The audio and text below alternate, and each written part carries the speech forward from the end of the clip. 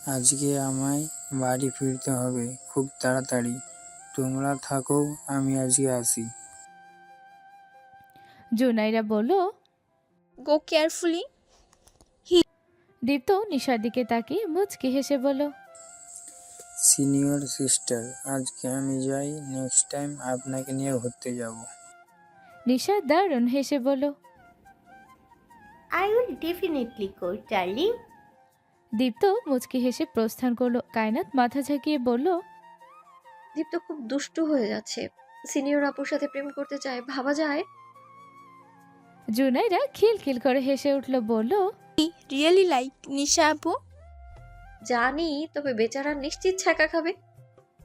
নিশা বলল।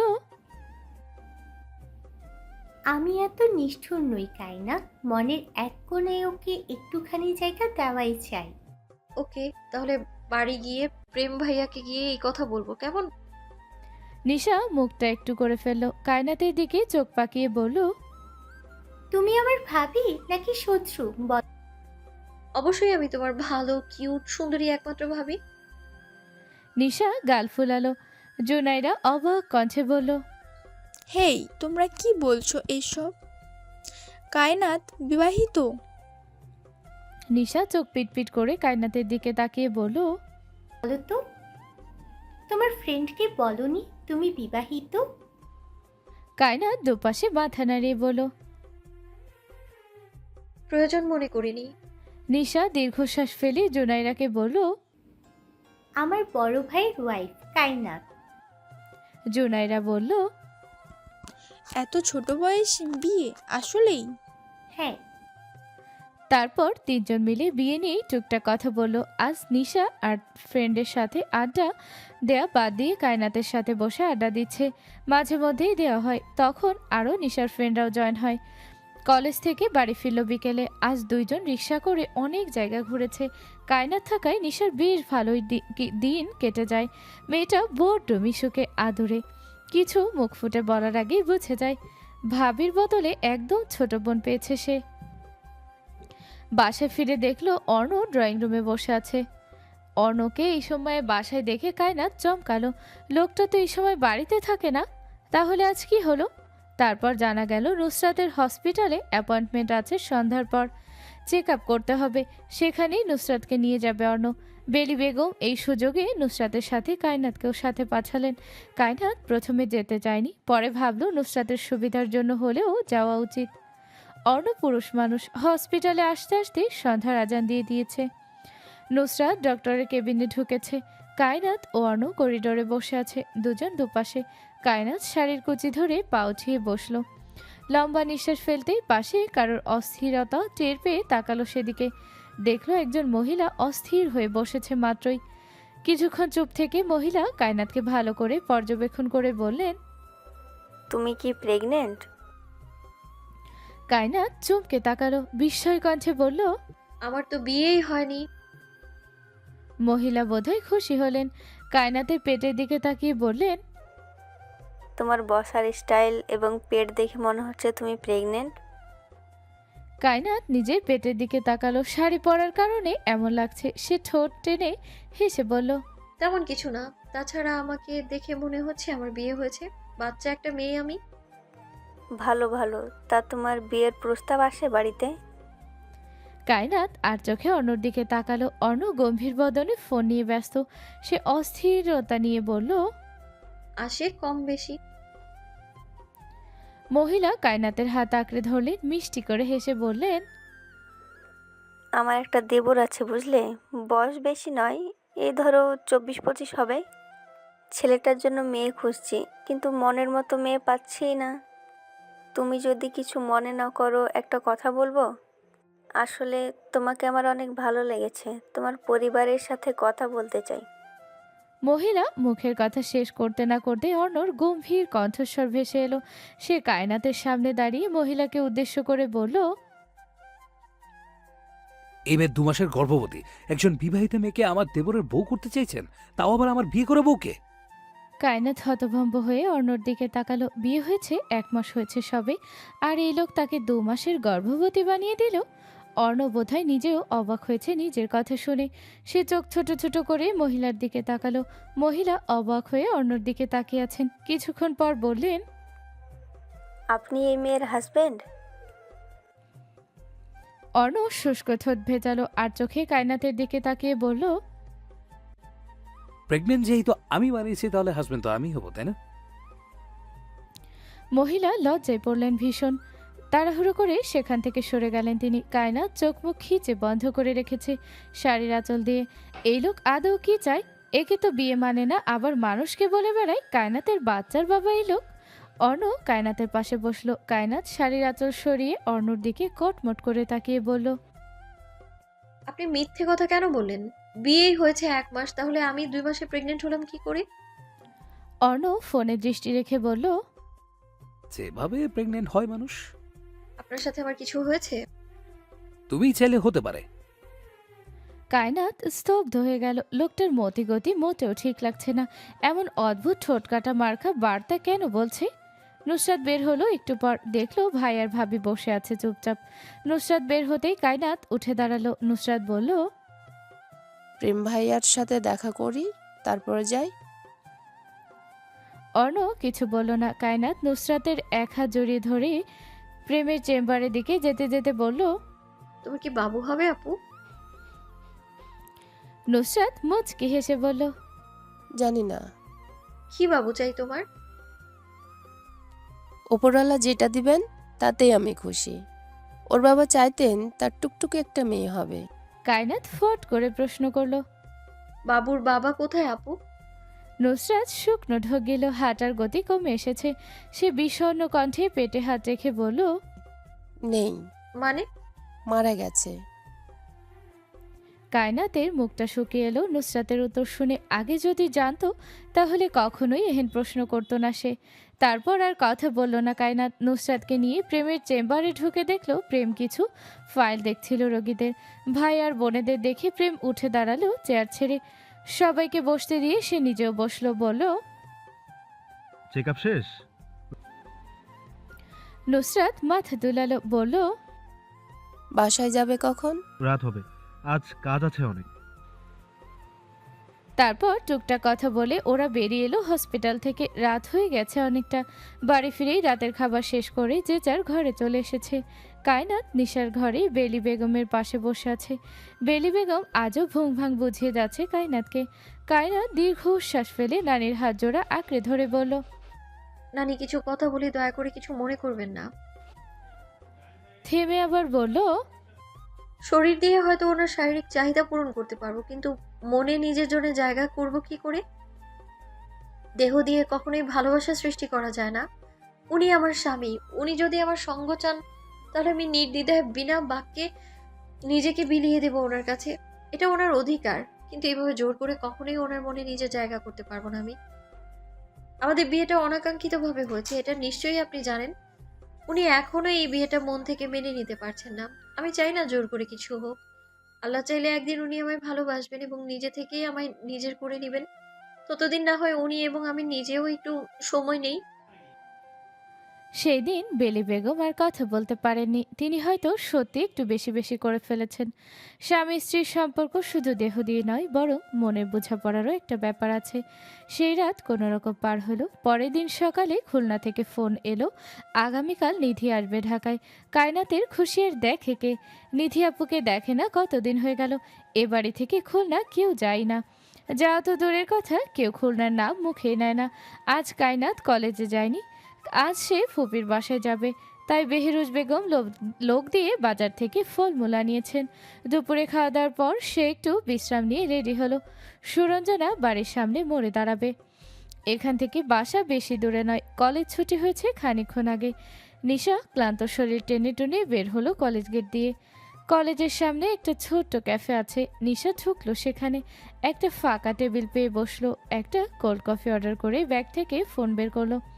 দেখলো স্বার্থ নাম্বার থেকে ৭৮ বার কল এসেছে। নিশার চোখ কপালে। এতবার এই লোক কল করলো কেন? স্বার্থ কি জানে না নিশা এই সময় কলেজে থাকে? সে ব্যস্ত হাতে স্বার্থর নাম্বারে কল ব্যাক করলো। প্রায় সাথে সাথে রিসিভ হলো। স্বার্থ ফোনের ওপার থেকে ধমক দিয়ে বলল, নেশার বাচ্চা, এতগুলো ফোন করছি, ধরলি না কেন তুই? কই তুই? নিশা হতভম্ব স্বার্থপর এমন বিহেভ করছে কেন? সে শুকনো ঢোক গিলে ক্লান্ত স্বরে বলল, কি হয়েছে তোমার? কোথায় ছিলি তুই? নিশা ফুস করে চাপা নিঃশ্বাস ফেলে বলল, সবেমাত্র কলেজ থেকে বের হয়েছি, ফুলকি ক্যাফেতে এসেছি। ওকে। বলে ফোন কেটে দিল। মিনিট পাঁচেকের মধ্যে নিশার সামনে হাজির হতেই নিশা ভূত দেখার মতো চমকে উঠল। অবাক হয়ে বলল, এত তাড়াতাড়ি তুমি এখানে এলে কি করে? স্বার্থ নিশার পাশে বসতে বসতে বলল। এত কিছু তো জেনে লাভ কি? নিশা ভ্রুকুটি করে বলল, আচ্ছা, তোমার সমস্যা কি বলবে? একবার তুই করে ডাকো, আবার তুমি করে ডাকো, বাট কেন? স্বার্থ নিশার দিকে কটমট করে তাকালো, দাঁতে দাঁত চেপে যেন রাগ কন্ট্রোল করার চেষ্টা করছে সে। নিশার মুখটা চুপসে গেল স্বার্থের এমন রূপ দেখে। শুকনো ঢোক গিলে মিনমিন করে বলল, তোমার কি হয়েছে স্বার্থ ভাই? ফাইজকে? আমার ক্লাসমেট। রিলেশন? নিশা ছোট ছোট করে স্বার্থর দিকে তাকিয়ে বলল, ফাইজ আমার ভালো বন্ধু, তুমি ওর কথা জানলে কি করে? আর হঠাৎ ওকে নিয়ে কেন কথা বলছো? স্বার্থর ফর্সা বদনখানা লাল হয়ে গেছে, কপালের রাগগুলো ফুলে উঠেছে। নিশার কেন যেন ভয় লাগছে। সে স্বার্থ থেকে একটু দূরত্ব বজায় রেখে সরে বসলো। আশেপাশে চোখ ঘুরিয়ে মিনমিন করে বলল, যাই হোক, এখানে কোনো সিন ক্রিয়েট করবে না প্লিজ। আমার কলেজের অনেক স্টুডেন্ট আছে এখানে। স্বার্থ চোখ বুঝলো, দাঁত চেপে যেন রাগ সংবরণ করার আপ্রাণ চেষ্টা করছে সে। নিশা টেবিলের নিচে ফোন নিয়ে সেহেরকে মেসেজ করে এই ক্যাফেতে আসতে বলল যত তাড়াতাড়ি সম্ভব। এর আগের বার স্বার্থ বিদেশ যাওয়ার আগে নিশাকে কষিয়ে একটা থাপ্পড় মেরেছিল। ওই দিনের কথা ভাবতেই নিশা ভয়ে সেহেরকে এখানে আসতে বলল। না জানি কখন যেন গালের মধ্যে ঠাস করে একটা থাপ্পড় পড়ে যায়। স্বার্থ শব্দ করে টেবিলের ওপর ফোন আঁচড়ে ফেলল। আশেপাশের কিছু মানুষ আর চোখে তাকালো একদিকে। নিশা চমকে উঠল, ভীত চোখে স্বার্থের দিকে তাকিয়ে ঠোঁট উল্টে বলল, প্লিজ এখানে চিল্লাচিল্লি করো না। স্বার্থ দাঁত চিবিয়ে চিবিয়ে বলল, তোর কি জানে ভয় নেই? আছে, অনেক ভয় আছে, কিন্তু এই মুহূর্তে মরতে চাইছি না। মজা করছিস আমার সাথে? স্বার্থ ভাই, আস্তে কথা বলো, আশেপাশের মানুষ এইদিকে তাকিয়ে আছে। স্বার্থ ঘাড় ঘুরিয়ে পাশে তাকালো, দেখলো কিছু স্টুডেন্ট অদ্ভুত চোখে তাকিয়ে আছে। স্বার্থ ধমক দিয়ে সবাইকে উদ্দেশ্য করে বলল, এখানে সার্কাস হচ্ছে, এভাবে তাকিয়ে আছেন কেন সবাই? সাথে সাথে সবাই দৃষ্টি ঘুরালো। নিশা চোখ মুখ কুচকে রইল, মান সম্মান সব মাটিতে মিশিয়ে দিচ্ছে। সে রেগে উঠে দাঁড়ালো, কাঁধে ব্যাগ নিয়ে বলল, তোমার তামাশা দেখার জন্য এখানে আসিনি আমি। তামাশা করার হলে অন্য কারোর সাথে করো, আমার সাথে করবে না। তখনই ওদের কাছে এলো শেহের। স্বার্থ চিৎকার চেঁচামেচি করতো নিশ্চিত। যদি শেহের না আসতো। শেহেরকে দেখে সে চুপ হয়ে গেল, অথচ মুখের ভাব দেখে বোঝা যাচ্ছে এই মুহূর্তেই ঠিক কতটা রেগে আছে সে। শেহের ওদের মুখোমুখি বসে চোখের ইশারায় নিশাকে বসতে বলল। নিশা বসতেই শেহের স্বার্থকে উদ্দেশ্য করে বলল, কি হয়েছে তোর? স্বার্থ কোনো জবাব দিল না। নিশা বলল, তোমরা কথা বলো, আমি বাড়ি যাব, আমার লেট হচ্ছে। স্বার্থ ফোনখানা হাতে নিয়ে টেবিলে খটখট শব্দ করতে করতে বলল, বাড়ি যেতে লেট হচ্ছে নাকি ফাইজের সাথে দেখা করতে লেট হচ্ছে? স্বার্থ ভাই, এবার তুমি বেশি বেশি করছো। আমি কার সাথে মিশবো না মিশবো এটা আমার ব্যাপার। তোমার কোনো অধিকার নেই আমাকে কিছু বলার কিংবা করার। শেহের স্বার্থর দুহাত শক্ত করে আঁকড়ে ধরল। নিশাকে বলল,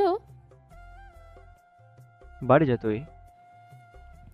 নিশা গটগট করে ক্যাফে থেকে বেরিয়ে গেল। স্বার্থ হাতে ফোন ফ্লোরে ছুঁড়ে মেরে শেহেরকে ঝাড়া মেরে সরিয়ে দিয়ে চিৎকার করে বলল, আটকালি কেন তুই? ওর কথা শুনছিস? ও আমাকে অধিকার দেখাচ্ছে। বাল, তুই ধরলি না কেন আমাকে? বলতে বলতে কাচের টেবিলখানায় ঘুষি মেরে বসলো। শেহের ধমক দিয়ে বলল, মারবি ওকে? তুই পাগল? তুই কি পাগল স্বার্থ? কথা কাটাকাটি হলো ভীষণ দুই বন্ধুর মধ্যে। শেহে নিশার কফির বিল দিয়ে স্বার্থকে নিয়ে জোর করে বের হয়ে এলো ক্যাফে থেকে। এই ছেলে মান-ইজ্জত নষ্ট করার জন্য কলেজের সামনে পাগলামি শুরু করেছে। অর্ণ এই মুহূর্তে মিটিং রুমে আছে। নতুন একটা প্রজেক্ট নিয়ে কাজ করছে তাদের কোম্পানি। দুজন শেয়ারে আছে, মাশফিক চৌধুরী এবং শিহাব খান। কিছু ঝামেলা চলছে বলে আজ একটা মিটিং ফিক্সড করা হয়েছিল। মিটিং শেষ করে নিজের অফিস রুমে এলো মাশফিক চৌধুরী। কিছুক্ষণ পর ছেলের কাছে এলেন। বাবা আসতেই অর্ণ ক্ষিপ্ত হয়ে শোধায়, তোমার কি আক্কেল নেই বাবা? শিহাব খানকে কেন পার্টনার বানিয়েছো? মাশফিক চৌধুরী ঠান্ডা মাথায় বললেন, মাথা সবসময় গরম রাখলে হবে না অর্ণ। শিহাব খান পুরো প্রজেক্টটাই নিজের হ্যান্ডেল করতে চেয়েছিলেন, কিন্তু আমি সেটা করতে দেইনি। এই ব্যাপার নিয়ে তুমি মাথা ঘামিও না, আমি দেখে নিব। মাশফিক চৌধুরীর কথা শেষ হতে হতেই বেহরুজ বেগমের কল এলো। তিনি কল রিসিভ করে বললেন, হ্যাঁ বলো। বেহরুজ বেগম ওপাশ থেকে বললেন, একটা ছোট পিকআপ ভর্তি ফুল গাছ এসেছে, এসব কি তুমি পাঠিয়েছো? ফুল গাছ আমি তো পাঠাইনি। তাহলে এত গাছ কে অর্ডার করলো? আমি কি করে জানবো? নুসরাত কিংবা নিশা করেছে বোধহয়। না, ওরা করেনি। তাহলে প্রেম। উফ, ও করলে কি আর তোমাকে কল দিতাম আমি? বেহরুজ বেগম কল কেটে দিলেন। মাশফিক চৌধুরী চিন্তিত হয়ে অর্ণকে বললেন, তুমি কোনো গাছের অর্ডার করছিলে? বাড়িতে নাকি পিকআপ ভর্তি ফুল গাছ পাঠিয়েছে কেউ? অর্ণ গম্ভীর কণ্ঠে বলল, না। মাশফিক চৌধুরী আর ঘাটালেন না। কায়নাত সুরঞ্জনাদের বাসায় এসেছে খানিকক্ষণ আগে। ফুপি ভীষণ ভালো। সোহানা বেগম কায়নাতকে সবসময় ভাইদের মেয়ে হিসেবে দেখে এসেছেন। নিজের মেয়ের মতোই ভালোবাসেন তিনি। আসল পরিচয় নিয়ে কখনোই তিনি মাথা ঘামাননি। সোহানা বেগম সুরঞ্জনার ঘরে 3 বাটি পায়েস নিয়ে এলেন। বিছানায় রেখে কায়নাতকে বললেন, তোর শ্বশুর বাড়ি এখানেই, তবুও জামাইকে নিয়ে আসিস না কেন? কায়নাত পায়েসের বাটি হাতে নিয়ে কপাল কুঁচকে বলল, আমি এসেছি তাতে তোমার হচ্ছে না ফুপুমা? আবার জামাইকে আনতে হবে কেন? এটা কেমন কথা? বিয়ে হওয়া কতদিন হয়ে গেল, একবারও ফুপুর বাসায় এসেছে সে? আসতে হবে না ওনার। মার খাবি। যাওয়ার আগে তোর শাশুড়ির ফোন নাম্বার দিয়ে যাবি মনে করে। কায়নাত মাথা ঝাঁকালো। সোহানা বেগম ঘর থেকে বেরিয়ে যেতেই কায়নাত সুরঞ্জনার দিকে গম্ভীর দৃষ্টি মেলে বলল, পরশু খোকন ভাইয়ের সাথে দেখেছি তোমাকে, কোথায় গিয়েছিলে? সুরঞ্জনা দীর্ঘশ্বাস ফেল। খোকনের সাথে তার বিয়ে ঠিক হয়েছে বছর খানেক আগে। বিয়ের ডেট এখনও ঠিক হয়নি। খোকন গত পরশু তাকে ডেকেছিল দেখা করার জন্য। ছেলেটা ভীষণ ভালো, তবে সুরঞ্জনা চায় না খোকনের সাথে তার বিয়ে হোক। কায়নাত উত্তর না পেয়ে বলল, দেখা করতে গিয়েছিলাম, ওর মা দেখা করতে চেয়েছিলেন আমার সাথে। মুনিয়া পায়েস খেয়ে বাটি কায়নাতের সামনে রেখে বলল, তুই আমার কলেজে ভর্তি হলি না কেন? আমি তো ভাবছিলাম আমরা একসাথে পড়বো। কায়নাত বলল, আমার শ্বশুর বারণ করেছিলেন। তোমার ছোট ননদ যে কলেজে পড়ে ওই কলেজে ভর্তি করেছেন। বিয়ের পর বোনরা পরে হয়ে যায়, তার প্রমাণও পেয়েছি। 3 বোন মিলে আড্ডায় ব্যস্ত হলো। আগে মির্জাবাড়ি থাকতে যখন সুরঞ্জনারা গ্রামে যেত, সারা রাত ভর 3 জন গল্প আড্ডায় মেতে থাকতো।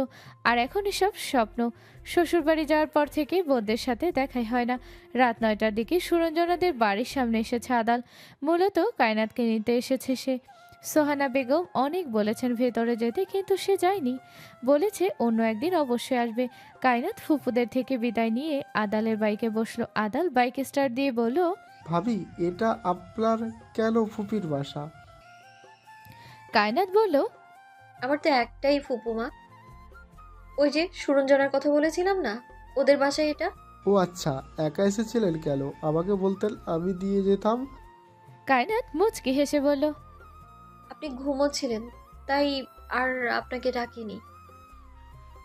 আদাল আর কিছু বলল না। বাড়ির কিছুটা সামনে আসতেই জোরে বাইকের ব্রেক কষলো।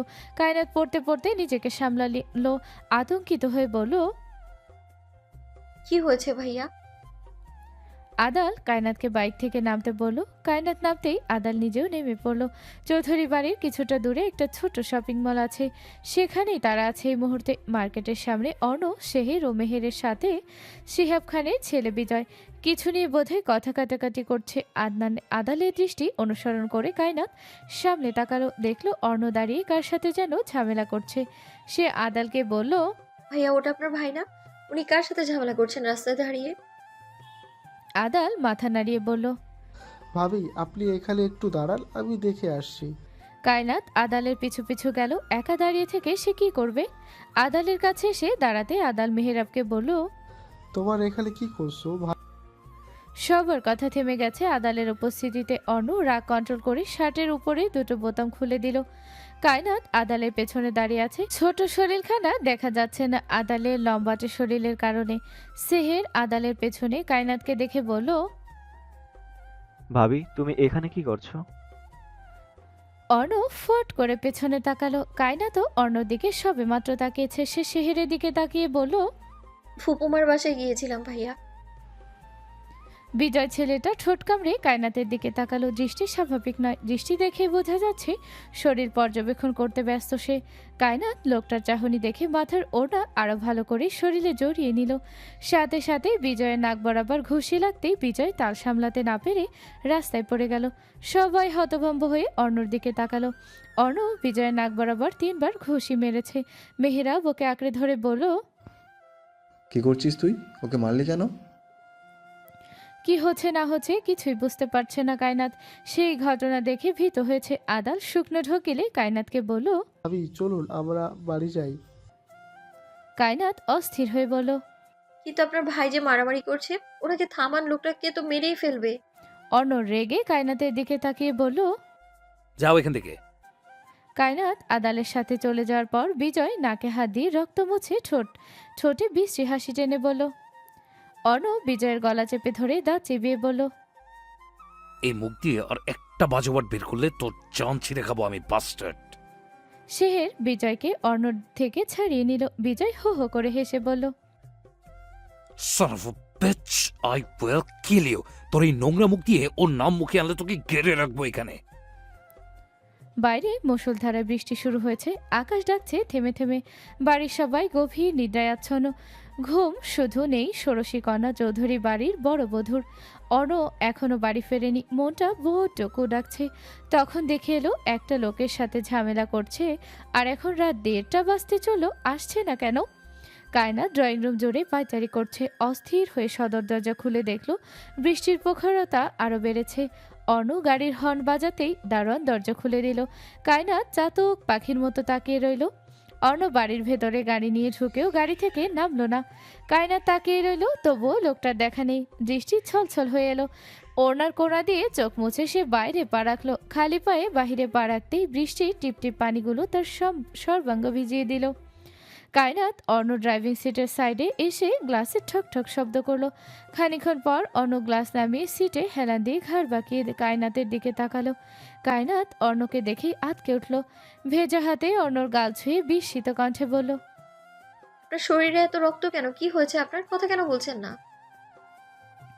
বলতে বলতে চোখ ভিজে এলো। অর্ণ নির্বাক চোখে কায়নাতের চোখের পানি দেখলো। কম্পিত ঠোঁটের দিকে তাকাতেই চোখ বন্ধ করে ফেললো। বলল, কিছু হয়নি আমার, ভেতরে যাও। কায়নাত শুনলে তো সে গাড়ি দরজা খুলে অর্ণর আহত হাত পা দেখে জড়ালো কণ্ঠে বলল, কিভাবে হয়েছে এসব?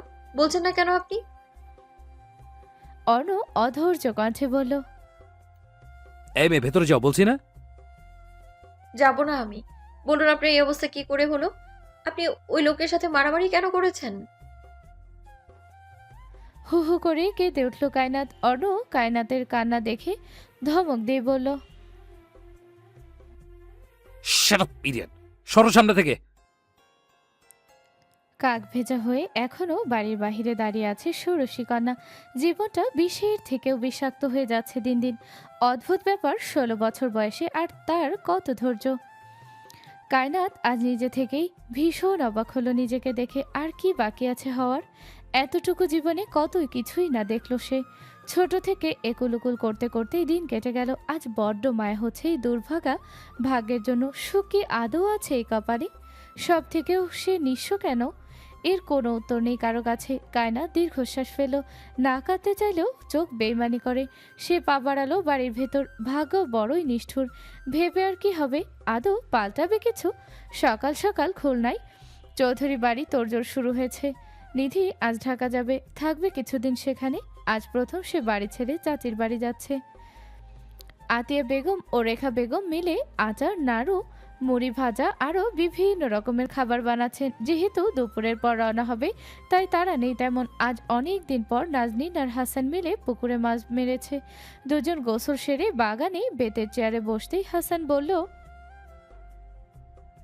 বুড়ি থাকলে এখন নিশ্চিত রাগ দেখাতো আমাদের। নাজনীন ব্যথাতুর হাসল, বলল, তা তো বটেই। কেমন আছে কে জানে। ভালোই আছে অন্যের ঘরে। তুই ওকে ভুলতে পেরেছিস? ভুললে তো ওকে ভুলবই ভাই। হাসান দীর্ঘশ্বাস ফেল। নাজনী তার ঘরের মধ্যে কায়নাতের হাজার হাজার ছবি টানিয়ে রেখেছে। তার জন্য ওই নারী হারাম হলেও কেন যেন ভুলতে পারে না। ও এখনও বিশ্বাস করে অর্ণ কায়নাতকে ডিভোর্স দিবেই। কায়নাতের যদি কোলভর্তি বাচ্চাও থাকে তাও সে কায়নাতকে কবুল করতে রাজি। ওই নারীর জন্য হাজার বছর অপেক্ষা করতেও রাজি। তবুও যদি চোখের সামনে তাকে সব সময় দেখতে পারে তাও শান্তি। আজ বহুদিন ধরে মনে শান্তি নেই। রাতে ছটফট করতে করতে রাত পার হয়, তবুও চোখে ঘুম ধরা দেয় না। নাজনীনের ভালোবাসায় বিন্দুমাত্র ত্রুটি নেই। সে চায় মেয়েটা ভালো থাকুক। হাসান বলল, তুই তো যাচ্ছিস আজ, দেখে আসিস বুড়িটাকে। নাজনীন নিঃশব্দে হাসলো। এক পলক দেখার জন্যই তো সে যাচ্ছে। এক নজর দেখার জন্য মনটা ভীষণ ছটফট করছে। নিধি নিজের ঘরে বসে ব্যাগ গোছাতে ব্যস্ত। এই বাড়ির সবসময় শাড়ি পরা হয় বলে আলমারি ভর্তি শাড়ি। ঢাকা শহরে শাড়ি পরে ঘুরলে মানুষ পাগল বলবে বলে তার ধারণা। রেখা বেগম ভীষণ রাগারাগি করেছেন মেয়ের সাথে। এই নিয়ে সময় নেই, আগে থেকে বলবে না সে। এখন বলে লাভ কি? এইটুকু সময় মার্কেটে যাওয়া আদৌ সম্ভব? তিনি নিধির হাতে 5,000 টাকা ধরিয়ে দিয়ে বললেন। নিধি 5,000 টাকা দেখে মুখ গোমরা করে বলল, এই টাকায় কি হয় মা? নিধি কথা বাড়ালো না। মায়ের সাথে এই মুহূর্তে ঝগড়া করা মানে বিপদ ঘাড়ে টেনে আনা। পরে দেখা যাবে রাগের ঠেলায় তাকে আর ঢাকা যেতেই দিবে না। তাকে তো ঢাকা যেতেই হবে। দেখতে হবে না ডাক্তারবাবু কোন মেয়ের সাথে প্রেম করছেন। তার বিশ্বাসই হচ্ছে না ডাক্তারবাবু অন্য এক নারীকে ভালোবাসে। যদি সত্যি ভালোবেসে থাকে তাহলে একবারের জন্য হলেও সেই ভাগ্যবতী নারীকে সে দেখতে চায়। বাহিরে ভীষণ বৃষ্টি হচ্ছে। এই বৃষ্টির জন্য অর্ণ এবং মাশফিক চৌধুরী আজ অফিসে যাননি।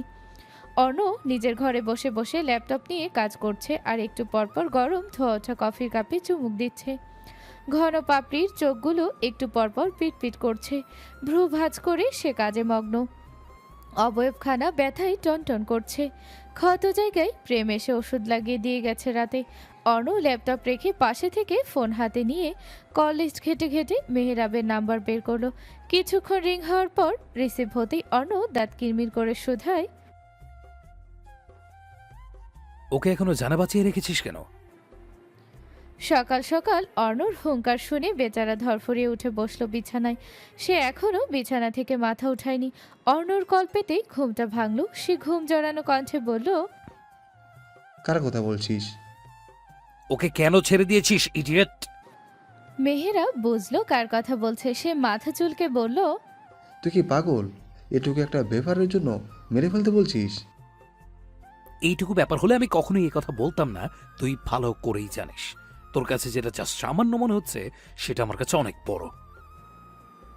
মেহেরা ফুসফুস করে শুধায়, নাটক করছিস সকাল সকাল? তুই আসলে চাচ্ছিস কি বলবি আমাকে? তোর মুখের কথার সাথে তো কাজের কোনো মিল পাচ্ছি না।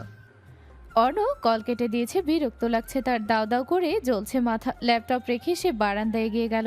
বাহিরে বৃষ্টি হচ্ছে। বারান্দায় গ্লাস লাগানো অর্ণর।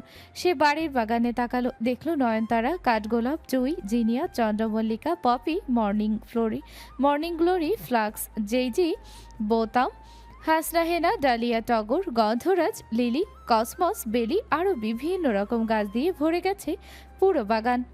বাগান জুড়ে ফুলের গাছগুলো লাগানো হয়েছে, অপরূপ সুন্দরে ছড়িয়ে পড়েছে চারপাশ। বাগানের দিকে তাকিয়ে অর্ণ ঠোঁটের কোনায় বাঁকা হাসির দেখা মিলল। কেন হাসছে সেটা সে ছাড়া কেউ জানে না। কি লুকানো আছে এই সুদর্শন পুরুষের মধ্যে? এত রহস্য কেন এই মানবকে নিয়ে?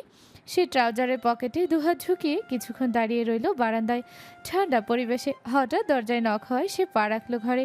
দরজা খুলে দিতেই দেখল নিশা হাঁপাচ্ছে। অর্ণ কপাল কুঁচকে বলল, Why are you panting? নিশা অস্থির কণ্ঠে বলল, ভাইয়া, স্বার্থ ভাইয়ের নাকি মাথা ফেটেছে। What? তুই জানলি কি করে? শেহের ভাই মাত্রই তো জানালো। স্বার্থ ভাইকে কল করেছিলাম, উনি কল রিসিভ করেননি।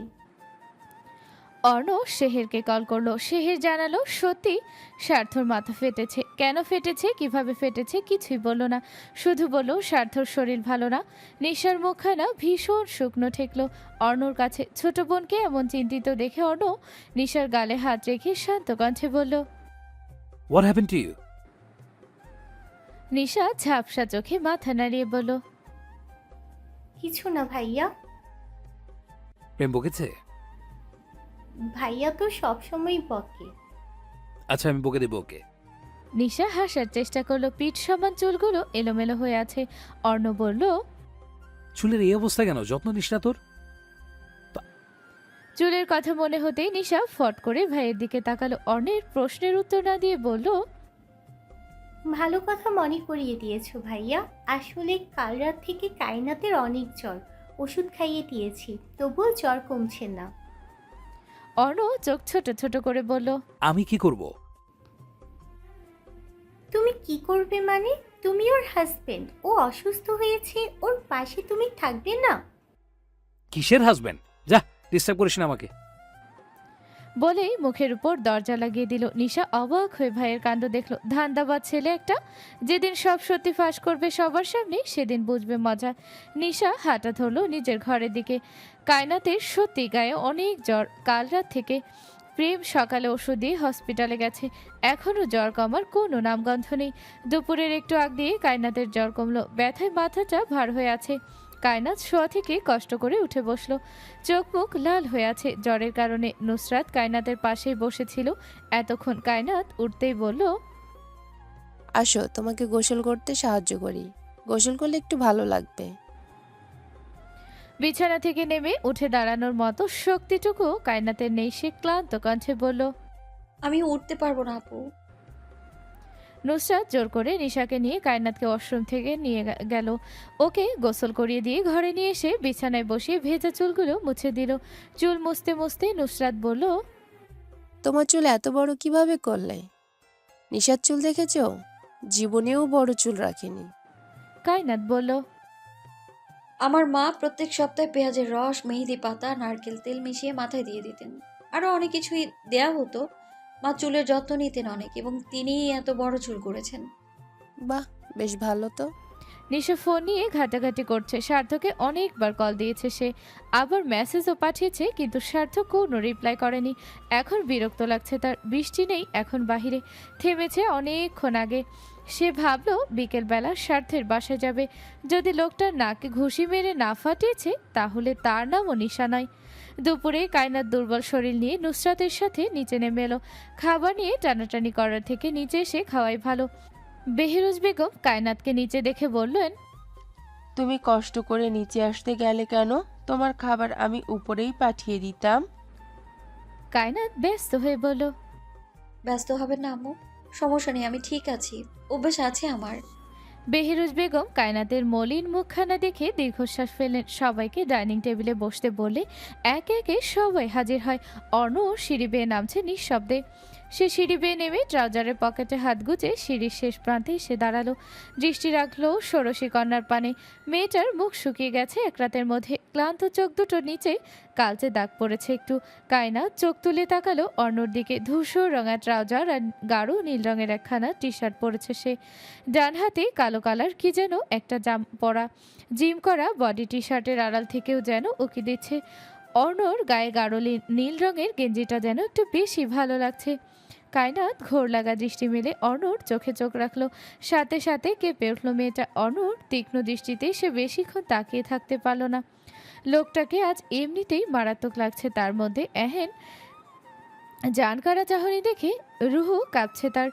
অর্ণ ধীর কদমে এগিয়ে এলো। কায়নাতের পাশে চেয়ার টেনে বসতেই কায়নাত খাবার মুখে দিয়ে কেসে উঠল। পাশ থেকে নুসরাত পানির গ্লাস এগিয়ে দিয়ে বলল, সাবধানে খাও কায়নাত, এত তাড়াহুড়ো করছো কেন? কায়নাত পানি খেয়ে আর চোখে অন্যর দিকে তাকালো। লোকটা সবসময় এমন গম্ভীর হয়ে থাকে কেন? একটু হাসলে কি এমন ক্ষতি হয়ে যাবে? কি সুন্দর রাজকুমারীর মতো একটা জামাই পেয়েছে, অথচ এক্কেরে আনরোম্যান্টিক। কায়নাত মনে মনে নিজের ভাগ্যকে নিয়ে হাই হুতাশ করলো কিছুক্ষণ। বিয়ে হলো তো হলো, একদম দামড়া বুড়োর সাথেই হলো, তাও আবার ঘুঘু পেঁচা। কায়নাত বাগানে দাঁড়িয়ে আছে, অবাক চোখে চারপাশে চোখ ঘুরিয়ে ঘুরিয়ে দেখছে। বিভিন্ন জাতের ফুল দেখে সে বাকরুদ্ধ। কালকেও তো বাগান খালি ছিল, তাহলে আজ এত ফুল এলো কোথা থেকে? সে তো কাউকে বলেনি ফুল গাছ এনে দেওয়ার কথা। কি আজব কাণ্ড! অনেক গাছে ফুল ফুটেছে, সব গাছ মাটিতে গাড়া হয়েছে আগেই। কায়নাতে ঠোঁট জুড়ে হাসি চিকচিক করছে। সে সবগুলো গাছ ছুঁয়ে ছুঁয়ে দেখলো। মনটা হঠাৎ করে ভীষণ ফুরফুরে লাগছে। পাশে কারো লম্বাটে কালো ছায়ামূর্তি দেখতে পেয়ে কপালে সূক্ষ্ম ভাঁজ পেলে পিছনে তাকালো। অর্ণ দাঁড়িয়ে আছে। কায়নাত পিছু ফিরতেই সে বাগানের কাঠের চেয়ারে বসে পড়ল। তীক্ষ্ণ দৃষ্টি মেলে কায়নাতের পুরুষ সর্বাঙ্গ পর্যবেক্ষণ করলো। কায়নাত বুঝলো না অর্ণ দৃষ্টির মানে। অর্ণ হঠাৎ গমগমে কণ্ঠে বলল, কানে কি ফুল গুজেছো? কায়নাত কানে হাত রাখলো, মুচকি হেসে বলল, জারবেরা ফুল এটা। সুন্দর। কায়নাত চোখ বড় বড় করে তাকালো, অবাক কণ্ঠে বলল, কি?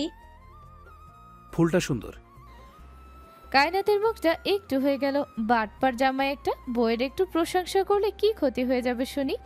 এত সুন্দর একটা বউ থাকতেও লোকটার কত ঢং। কায়নাত মুখ বাঁকিয়ে খোলা চুলগুলো ছোট কাঁকড়া দিয়ে আটকে দিল। শাড়ির আঁচল কোমরে গুজে ফুল গাছগুলো হেঁটে হেঁটে দেখতে লাগলো। অর্ণকে উদ্দেশ্য করে বলল, এত গাছ কে আনলো বলুন তো দেখি? জীবনে এত ফুল একসাথে দেখিনি আমি কখনো। অর্ণ গম্ভীর কণ্ঠে বলল, দেখোনি, এখন থেকে দেখবে। কায়নাত ঘুরে দাঁড়ালো, কোমরে হাত রেখে সন্দিহান কণ্ঠে বলল, লাট সাহেব এই ফুল গাছগুলো আবার আপনি আনেননি তো? অর্ণ মাথা ঝাঁকালো। কায়নাত উদাস কণ্ঠে বলল, আজব ব্যাপার, কে দিয়ে গেল এইসব? থেমে আবার বলল, জানেন, খুলনা আপনার দাদি বাড়ি যে গাছগুলো দেখেছেন না, ওই সব গাছগুলো আমি ওই বাড়ি যাওয়ার পর আনা হয়েছিল। নাজনীন ভাই নিজে এনে দিয়েছিলেন। এত ফুল ছিল না, তবে বেশ অনেক রকম ফুল গাছ ছিল। আর যে সবজি বাগানটা দেখেছেন, ওটা আমিই করেছি। অর্ণ বোধহয় দাঁতে দাঁত চেপেছে। কেন যেন মনে হচ্ছে লোকটা রেগে যাচ্ছে। দৃষ্টি অদ্ভুত। কায়নাত শুকনো ঢোক গেল, খু খু করে কেসে উঠল, ঘুরে বলল, যারা বউদের সাথে ঝগড়া করে তাদের জীবনে শান্তি বর্ষিত হয় না কখনো, মনে রাখবেন। অর্ণ উঠে দাঁড়ালো, বাড়ির দিকে পা বাড়িয়ে বলল, গলার কাটা আবার শান্তি হয় কি করে? কায়নাতের পলক স্থির হলো, দৃষ্টি ছলছল হলো।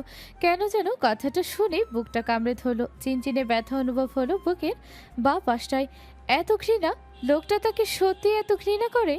অনাকাঙ্ক্ষিতভাবে বিয়েটা হলেও কায়নাত বিয়েটা মন থেকে মানতে শুরু করেছিল। নিজের স্বামীর মুখে এহেন বাক্য শুনে ভীষণ খারাপ লাগছে। কায়নাত অর্ণকে সময় দিতে চেয়েছিল, কিন্তু এখন মনে হচ্ছে যত সময় দেয়া হোক না কেন অর্ণ এই বিয়ে কখনোই মানবে না। কায়নাত শুকনো ঢোক গেল, চোখের পানি মুছে নিজেকে শান্ত করলো। তবে তাই হোক, যেটা চৌধুরী সাহেব চান। নিশা স্বার্থর বাসায় এসেছে কিছুক্ষণ আগে। স্বার্থর মা বসে আছেন তার সাথে, ভালো মন্দ জিজ্ঞেস করছেন তিনি। নিশাও লক্ষ্মী মেয়ের মতো জবাব দিচ্ছে। নিশা বলল, শুনলাম স্বার্থ ভাইয়ের নাকি মাথা ফেটেছে, আমি একটু দেখা করে আসি। নিশা উঠে দাঁড়ালো। কাল যেভাবে স্বার্থর সাথে ঝগড়া হয়েছে, এখন তো দেখা করতেও ভয় হচ্ছে।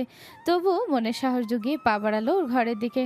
দরজার সামনে এসে কড়া নাড়ল দরজায়। স্বার্থ ভেতর থেকে বলল, দরজা খোলা আছে। নিশা দরজা ঠেলে ভেতরে ঢুকলো। অন্ধকার পুরো ঘর।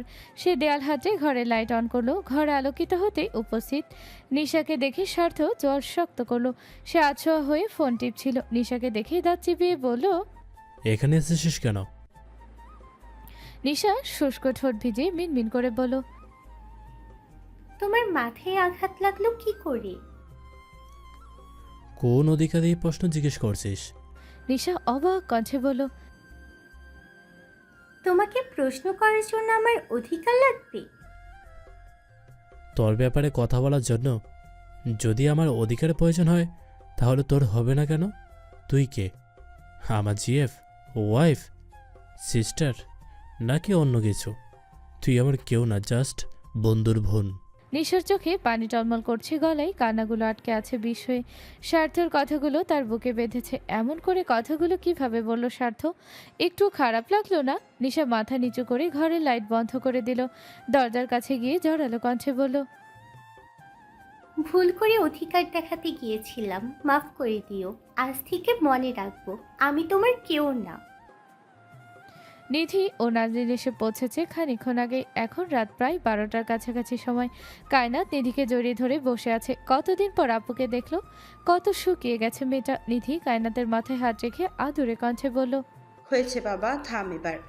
ছাড় দেখি আমাকে, নাকি সারা রাত এভাবেই থাকতে চাচ্ছিস? কায়নাত ছেড়ে দিল নিধিকে। ঠোঁট উল্টে বলল, আমার কথা তোমাদের মনে পড়ে না তাই না?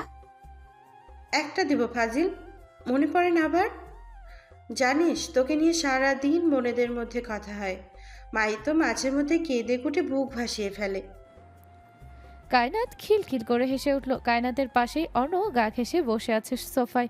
বর্তমানে সবাই ড্রয়িং রুমে উপস্থিত। নাজনীন অর্ণদের ঠিক সামনের সোফায় বসে কায়নাতের দিকে তাকিয়ে আছে। দৃষ্টি নামালো সে। অর্ণ পায়ের জুতো দিয়ে ফ্লোর খটখট শব্দ করছে। বেহরুজ বেগম তাড়া দিয়ে বললেন, নাজনীন আর নিধি আসো, তোমরা খেয়ে নাও, অনেক রাত হয়েছে। নাজনীন উঠে দাঁড়ালো, মাথা ঝাঁকিয়ে বলল, চাচি, আমার ক্ষুধা নেই, আপনি একটু বলে দিন আমি কোথায় থাকবো। সে কি কথা, খাবে না কেন? এত রাস্তা জার্নি করে এসেছো, না খেয়েই ঘুমাবে? সত্যি আমার ক্ষুধা নেই। বেহরুজ বেগম দোতলায় গেস্ট রুম দেখিয়ে দিলেন। নাজনীন চলে যেতেই নিধির শুকনো ঢোক গেল। পাশে অর্ণর জন্য ভালো করে কায়নাতের সাথে কথা বলতে পারছে না সে। অর্ণ উঠে দাঁড়ালো, আর চোখে কায়নাতকে দেখে বলল, আমার ঘরে এসো, দরকার আছে।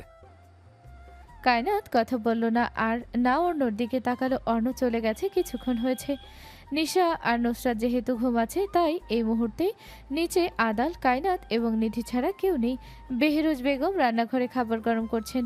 নিধি কায়নাতের কানে কানে বলল, ডাক্তারবাবু কোথায়? কায়নাত বলল, হসপিটালে আছেন, আজ আসতে লেট হবে বলেছেন। নিধি মন খারাপ করে বলল, প্রতিদিন এমন দেরি করে বাড়ি ফিরে? না, কিন্তু মাঝে মধ্যে লেট হয়। নিধি দীর্ঘশ্বাস ফেলে বলল, আচ্ছা যা, ভাইয়া তোকে ডাকলো তো। কায়নাত উঠে দাঁড়ালো, বলল, খেয়ে নিশাপুর ঘরে যাস কেমন? আমি আসছি একটু পরেই। নিধি মাথা নাড়িয়ে সম্মতি দিল। কায়নাতের মন না টানলেও গেল অর্ণর ঘরে। অর্ণ বিছানায় পায়ের ওপর পাতলে শুয়ে আছে। কায়নাতকে দেখে বলল, ওয়াশরুমে আমার কিছু জামাকাপড় ভেজানো হয়েছে, ধুয়ে দাও। কায়নাত ওয়াশরুমে গিয়ে দেখলো প্রায় আলমারির সব কাপড় ভিজিয়ে রাখা হয়েছে। কায়নাত ওয়াশরুম থেকে বেরিয়ে অর্ণর দিকে তাকালো, বলল, এত জামা কাপড় ভেজানো কেন? এসব ধুতে সারা রাত লেগে যাবে, তার মধ্যে আমি অসুস্থ। লাগলে লাগুক। পারবো না আমি। অর্ণ কড়া দৃষ্টিতে তাকালো, বলল, ঘরের বাইরে এক পা রাখলে পা ভেঙে গলায় ঝুলিয়ে রাখবো। চুপচাপ ওয়াশরুমে গিয়ে সব জামা কাপড় ধুতে বসো। আপনি কি মানুষ? এত জামা কাপড় একদিনে ভিজিয়েছেন কেন? আর আমি আপনার জামা কাপড় ধুতে যাব কোন দুঃখে? আমাকে আপনার বউ বলে মানেন না, আবার বউয়ের সব কাজ আমাকে দিয়েই করাচ্ছেন। অর্ণ বিরক্ত হচ্ছে। সে ধমক দিয়ে বলল, ধুবে নাকি ধুবে না? ধুবো না। অর্ণ বিছানা থেকে নেমে দাঁড়ালো। কায়নাতের হাতের কোনোই ধরে টানতে টানতে ওয়াশরুমের ভেতরে নিয়ে গেল। ওকে ভেতরে রেখে বাইরে থেকে দরজা বন্ধ করে বলল, যতক্ষণ না সব ধুয়ে পরিষ্কার করছো ততক্ষণ এই দরজা খুলবে না। কায়নাত রেগে চিৎকার করে বলল, খচ্চর লোক কোথাকার! জল্লাদ কি পরিমাণ খচ্চর লোক হলে এত নোংরা কাপড় হয়? হ্যাঁ। অর্ণ চুপচাপ বিছানায় গিয়ে বসে ল্যাপটপ অন করলো। কায়নাত ওয়াশরুমের ভেতর থেকে বকবক করে যাচ্ছে। একটা সময় বিরক্ত হয়ে থেমে গেল। জামা কাপড় ধুতে ধুতে বিড়বিড় করে বলল, আজব লোক, বিয়ে করে বউ মানে না, আবার বউকে দিয়েই নিজের সব কাজ করায়, ফালতু। নিধির খাওয়া শেষ হয়েছে একটু আগে। সে চাচির সাথে হাতে হাতে একটু কাজ করে দিল। কাজ শেষ করে বেহরুজ বেগম বললেন, অনেক রাত হলো, এবার গিয়ে ঘুমিয়ে পড়ো। নিধি মাথা জাগিয়ে সিঁড়ির দিকে পা বাড়ালেই বাড়ির কলিং বেল বেজে ওঠে। নিধি চাতক পাখির মতো তাকায় সেদিকে। বেহরুজ বেগম যেতে নিলে নিধি বলে, আমি খুলে দিচ্ছি চাচি। নিধি এগিয়ে এলো দরজার নিকট। দূর দূর বুক কাঁপছে। প্রেম এসেছে কি? যদি প্রেম হয় তাহলে আজ কতদিন পর সেই প্রিয় পুরুষের বদনখানা দেখতে পারবে সে। নিধি কাপা হাতে সদর দরজা খুলে দিল। প্রেম ক্লান্ত চোখে সামনে তাকিয়ে নিধিকে দেখে ভূত দেখার মতো চমকে উঠল। নিধির সালাম দিতে প্রেম উচ্চস্বরে বলে উঠল, তুই? নিধি দরজার পাশ থেকে সরে দাঁড়ালো। প্রেম এখনো বিস্মিত চোখে তাকিয়ে। সে জানেই না নিধি ঢাকা আসবে। বেহরুজ বেগম ভেতর থেকে বললেন, এমন রিয়্যাক্ট করছো কেন? তুমি জানতে না নিধি আসবে? প্রেম নিজেকে স্বাভাবিক করলো। মায়ের দিকে তাকিয়ে বাড়ির ভেতর প্রবেশ করলো। বলল, আমাকে তো কেউ জানায়নি এই কথা। ব্যস্ত থাকো তাই শুনেও হয়তো খেয়াল করনি। সে যাই হোক, যাও ফ্রেশ হয়ে এসো, আমি খাবার দিচ্ছি। খেয়ে এসেছি মা। ঠিক আছে, ফ্রেশ হয়ে রেস্ট নাও। বেহরুজ বেগম সিঁড়ি বেয়ে উপরে উঠে গেলেন। নিধি পিছন থেকে প্রেমের দিকে তাকিয়ে আছে। প্রেম ঘাড় ঘুরিয়ে নিধির দিকে তাকাতেই চোখাচোখি হলো তাদের। নিধি দৃষ্টি নত করলো। প্রেম শুষ্ক ঠোঁট ভিজিয়ে ধীর কণ্ঠে বলল, তুই আসবি, আমাকে আগে বললি না কেন? নিধি বলল, আমি ফোন করলে যদি আবার আপনার প্রেমিকা রাগ করে, তাই কল করিনি। তা তো বটেই, ভালো করেছিস। আমার উনি আবার ভীষণ রাগী, কোনো মেয়েকে সহ্যই করতে পারে না। নিধির কথা আটকে এলো গলায়। কাঁটার মতো বিঁধে আছে মনে হচ্ছে। সে মাথা নত করে সিঁড়ি দিয়ে এগিয়ে যেতে যেতে বলল, ঘুমিয়ে পড়ুন। নিধি সিঁড়ি বেয়ে উপরে উঠছে। শাড়ির লম্বা আঁচল পিঠে বেয়ে নিচে নামানো, কোমর সমান চুলগুলো বেননি গাঁথা। প্রেম তাকিয়ে রইল সেই নারীর দিকে।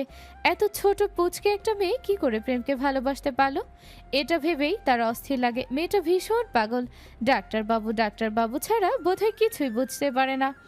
রাত প্রায় 1টা বাজতে চললো। কায়নাত জামা কাপড় সব ধুয়ে ক্লান্ত হয়ে ফ্লোরেই বসে পড়েছে। কখন যে ঘুমিয়ে গেছে সে নিজেও জানে না।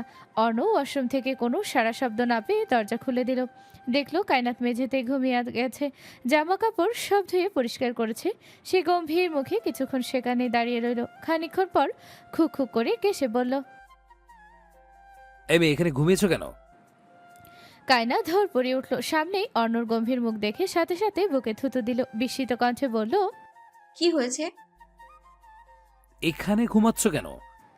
কায়নাত আশেপাশে তাকিয়ে নিজের অবস্থান দেখে বুঝলো কি হয়েছে। দীর্ঘশ্বাস ফেলে কটমট করে অর্ণর দিকে তাকিয়ে বলল, খারাপ লোক কোথাকার। এখন কোন দুঃখে দরজা খুলে সংসেজে দাঁড়িয়ে আছেন?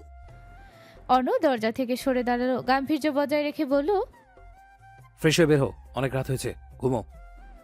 কায়নাত অবাক চোখে নিজের স্বামীকে দেখলো। অর্ণকে পুরো পর্যবেক্ষণ করে হাতে তালি দিয়ে বলল, বাবা, এখন মনে হয়েছে অনেক রাত। খুব উপকার হলো জানিয়ে। থাপড়ে সব দাঁত ফেলে দেবো বেয়াদব, চুপচাপ বেরো। কায়নাত উঠতে চাইলো দেয়াল ধরে। কোমর ব্যথায় শরীর টনটন করছে। সে নাক মুখ খিচে বন্ধ করে দাঁত কিরমির করে বলল, ওরে আল্লাহ রে, এই জল্লাদ আমার কোমর ভেঙে ফেললো রে। কায়নাত কোনো রকম উঠে দাঁড়ালো। দেখলো গায়ের শাড়ি ভিজে একাকার। সে ভেজা শাড়ি দুপাশে আঁকড়ে ধরে একটু উপরে উঠালো। ওয়াশরুম থেকে বেরিয়ে দরজার নিকট এগিয়ে এলো। অর্ণ পিছন থেকে দেখলো কায়নাতকে। ভেজা শাড়ির আঁচল কোমরে গুজা, হাতের চুড়িগুলো পানিতে লেগে আছে গায়ে। খোপা করা চুলগুলো খুলে পিঠ জুড়ে ছড়িয়ে আছে। আর পায়ের উন্মুক্ত ফর্সা জায়গাখানায় উকি দিচ্ছে ডান পায়ের গোড়ালি বরাবর একখানা কালো তিল। কায়নাত দরজার সামনে গিয়ে দেখলো উপর থেকে লাগানো। বিরক্ত হয়ে পিছু ফিরে অর্ণর দৃষ্টি দেহের উপর দেখে কেঁপে উঠল খানিক। কণ্ঠ নরম করে বলল, দরজা খুলে দিন। অর্ণ এগিয়ে এলো। কায়নাত ভাবলো দরজা খুলে দিবি, কিন্তু তেমন কিছুই হলো না। উল্টো কাবার্ড খুলে একখানা নীল রঙের শাড়ি বের করে ওর হাতে ধরিয়ে দিল। তারপর বিছানায় গিয়ে বসে কোনো ফোন হাতে নিয়ে বলল, যাও চেঞ্জ করে এসো। কায়নাত হতভম্ব হয়ে শাড়ির দিকে তাকিয়ে বলল, আপনাকে আমি দরজা খুলতে বলেছি আর আপনি আমার শাড়ি ধরিয়ে দিলেন কেন? আমি নিশাপুর ঘরে যাব, দরজা খুলে দিন। অর্ণ কোনো কথা বলল না, চুপচাপ ফোনে ব্যস্ত হলো।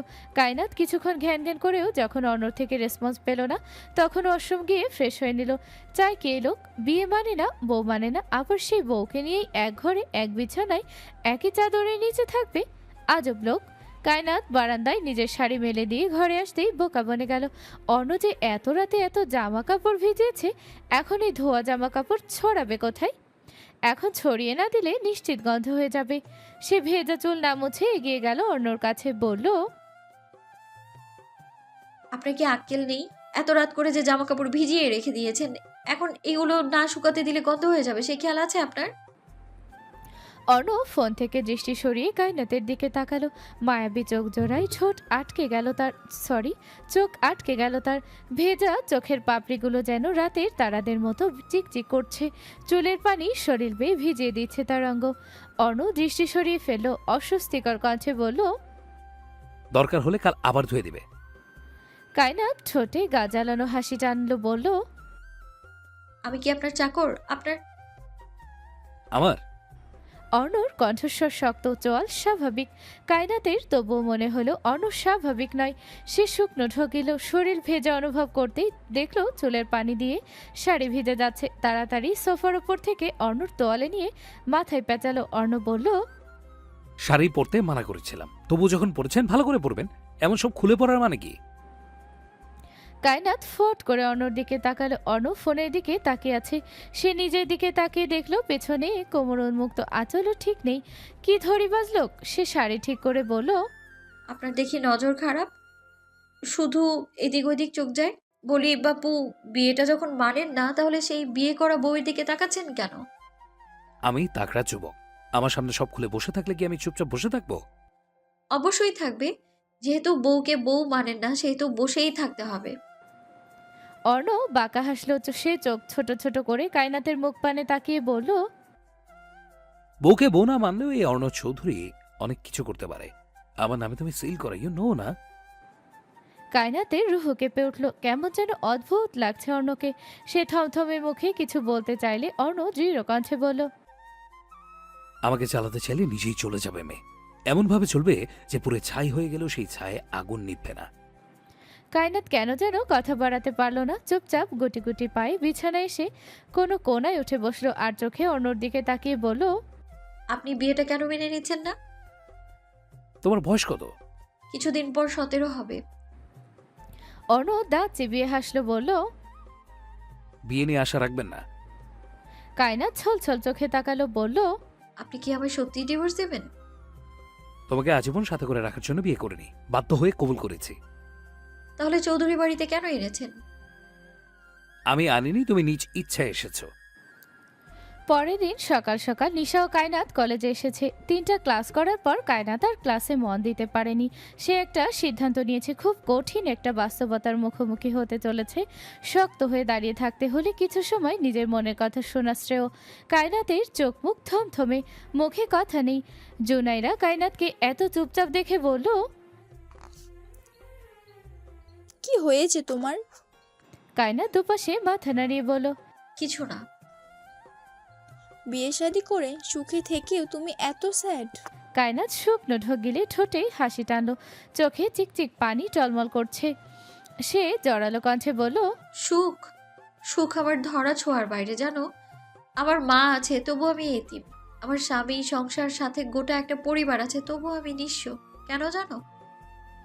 জন্মের আগে বাবার গলার কাটা হয়েছিলাম, বিয়ের আগে মায়ের, আর এখন আমার স্বামীর। জুনাইরা হতবাক হয়ে তাকালো, বলল, কি বলছো এসব? তুমি না বললে তোমার শ্বশুরবাড়ির মানুষ অনেক ভালো? সবাই ভালো, তাই তো আমার মতো এক অভাগীকে ঠাঁই দিয়েছে নিজেদের বাড়িতে। জুনাইরা শান্ত কণ্ঠে শুধায়, তোমার হাজবেন্ডের সাথে ঝগড়া হয়েছে? কায়নাত মাথা নাড়িয়ে বলে, তার সাথে আমার কথাই হয় না, ঝগড়া হবে কি করে? যাই হোক, বাদ দাও এসব, ভালো লাগছে না। জুনাইরা ভাবুক হয়ে বসে রইল। কায়নাত বলছে এক কথা, কিন্তু নিশা বলল আরেক কথা। সব উল্টাপাল্টা লাগছে তার কাছে। অর্ণ চৌধুরী লোকটাকে দেখার ভীষণ আকাঙ্ক্ষা জাগছে তার।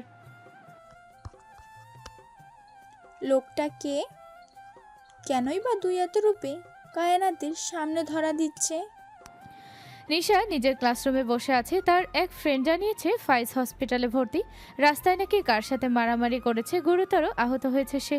কিন্তু নিশার জানা মতে ফাইজের মতো শান্তশিষ্ট ছেলে কখনোই এসব ঝামেলায় জড়াবে না।